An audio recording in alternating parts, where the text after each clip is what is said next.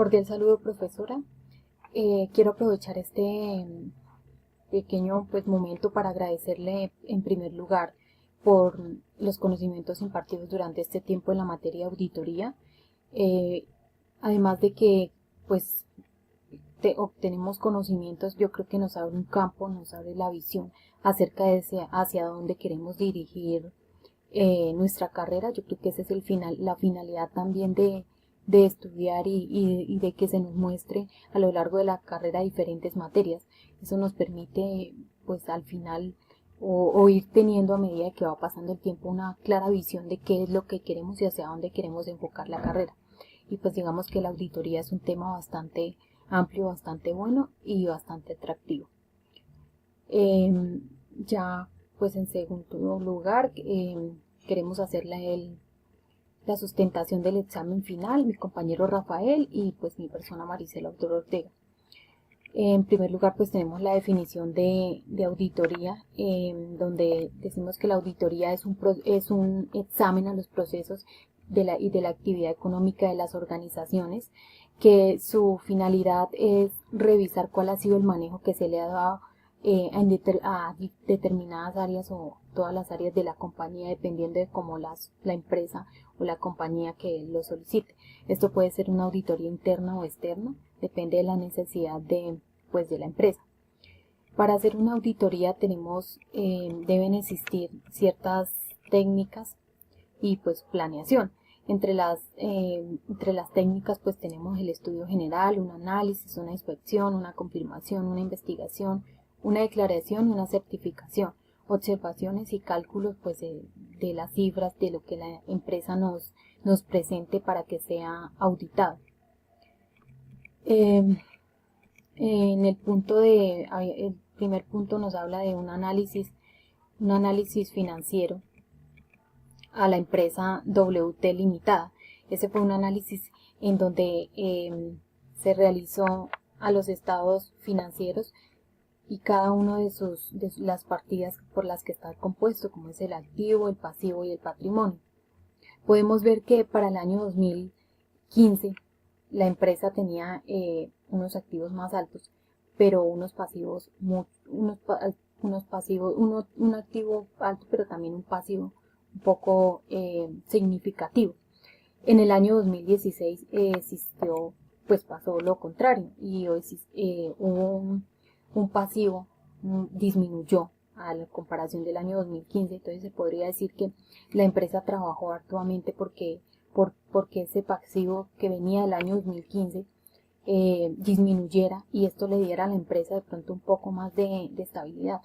En muchas ocasiones pues las empresas también generan gastos innecesarios que los hacen pues caer como en ese tipo de pasivos que se eleva.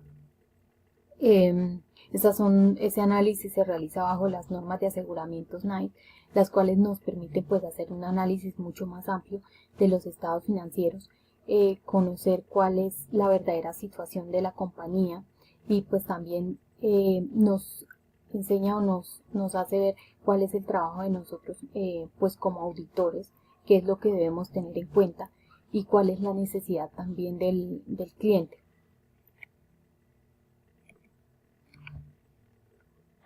Buenas tardes, compañeros y docentes. Como lo dijo la compañera Maricela, yo soy Rafael Torregrosa. Nosotros hicimos el trabajo correspondiente a la materia de auditoría. A mí me correspondió explicar lo que son las células sumarias. Las cédulas sumarias son consideradas como papeles o parte de los papeles de trabajo.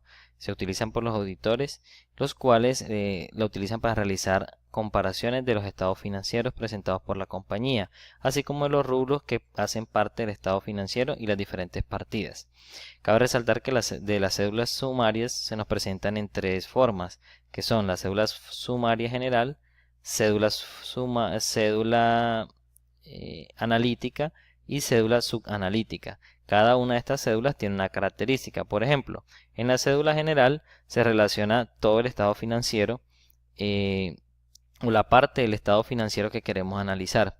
En la cédula analítica especificamos qué compone ese estado financiero. Por ejemplo, tomemos el pasivo tal como lo hicimos en nuestro trabajo.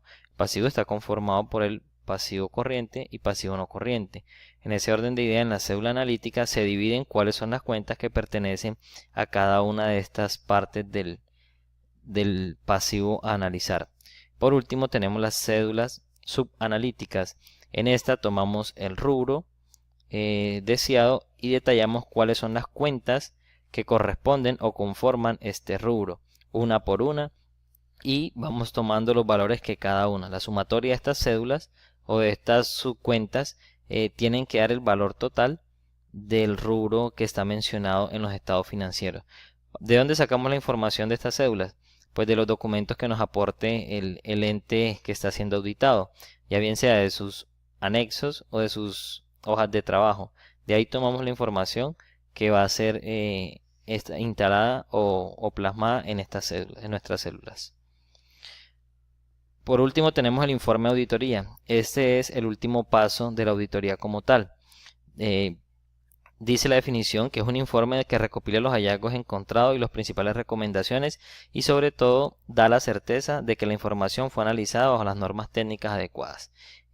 Además de lo que dice el concepto, podríamos agregar también de que el informe de auditoría es donde verdaderamente se le da cumplimiento al pedido de nuestro cliente, ya que si él solicitó una explicación de la cuenta inventario o de la cuenta bancos particularmente, este informe de auditoría va a ir encaminado precisamente en ese pedido que nos dio nuestro cliente. Tiene una estructuración, se colocan los nombres de quienes realizaron o participaron en la auditoría, así como los hallazgos, las novedades, las recomendaciones, y por lo general estos informes de auditoría dan pie para nuevas auditorías. Cuando se encuentran hallazgos, pues el cliente lo que hace es contratar una auditoría para indagar precisamente en ese hallazgo que quedó reflejado en la auditoría pasada.